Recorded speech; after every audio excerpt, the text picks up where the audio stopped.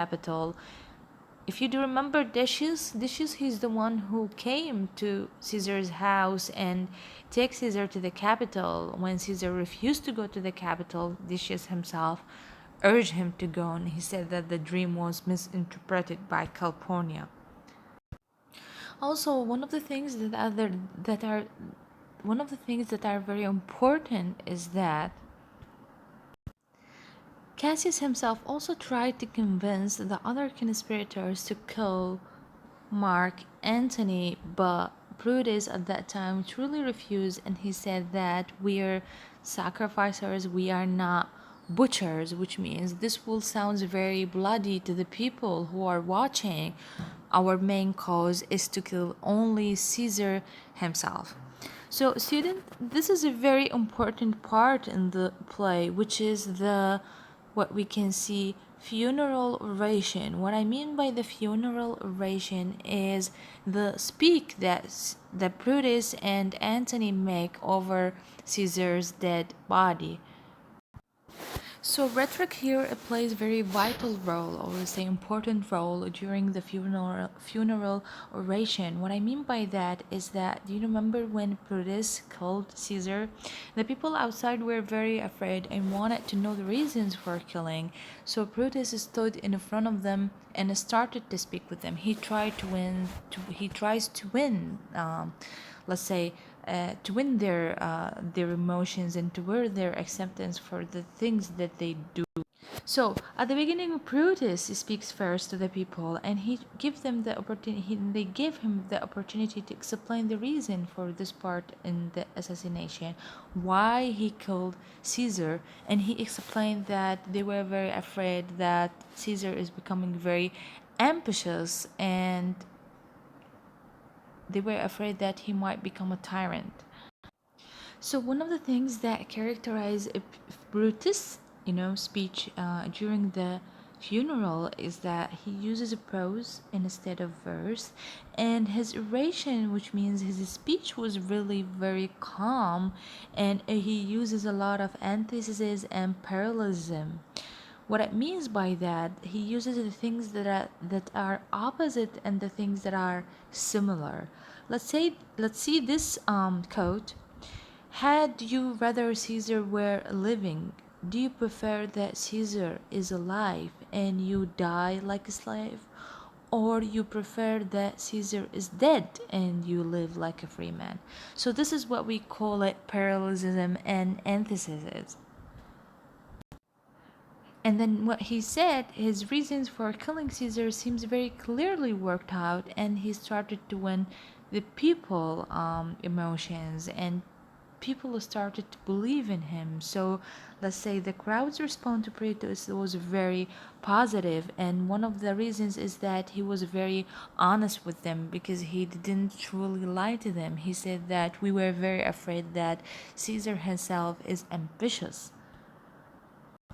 But when we come to Antony's speech, because Brutus allows Antony to speak to the people, so Antony's speech is very different from Brutus because it is in a black verse. It is not in a prose. This is one, and it was delivered over Caesar's bloody corpse. And one of the things that Antony uses is a series of examples and through repeated reminders that a Brutus is honorable man.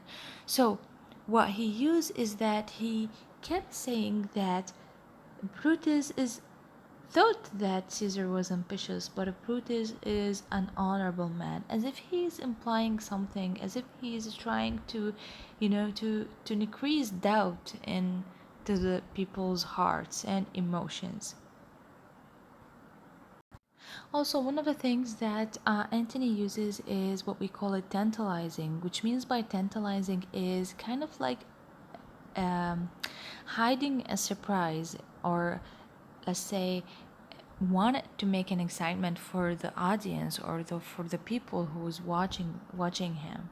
He told them that there was a will that Caesar has written, and whenever he speaks, he just reminds them that there is a will, as if he is hiding something, kind of like tantalizing, hint at something, and or hinting at Caesar as well. And this is very important in the play, because he could have just stirred the people's emotions, and he could have just won their acceptance, and for this reason people started to believe in him, and they just shifted their ideas from Caesar being a tyrant into that Caesar being a nobleman again, and that the honorable Brutus is a traitor in their eyes. And right now Antony and Brutus will have a battle among themselves. So this is the importance of what we call a rhetoric language and conspiracy. So student, if I ask you what is I remember like I asked you, let me just see. Yes, here we go. Um, what role does rhetoric play in Act 3? So this question is very important. What role does rhetoric play in Act 3? If I give you this question, just you will answer me like rhetoric plays a very vital role in the play, because Cassius uses rhetoric, Brutus also uses rhetoric, and Antony himself uses rhetoric. Cassius uses rhetoric to convince the conspirators to join the conspiracy. Brutus himself uses rhetorics in order to win the people's acceptance, and to give so as to get their support, let's say help, or let's say um, or win them. And Antony, by the end of the play, also uses rhetoric in order to move people's emotion and stir them against the conspirators. I hope I made myself clear. Please focus on this very important theme in the play.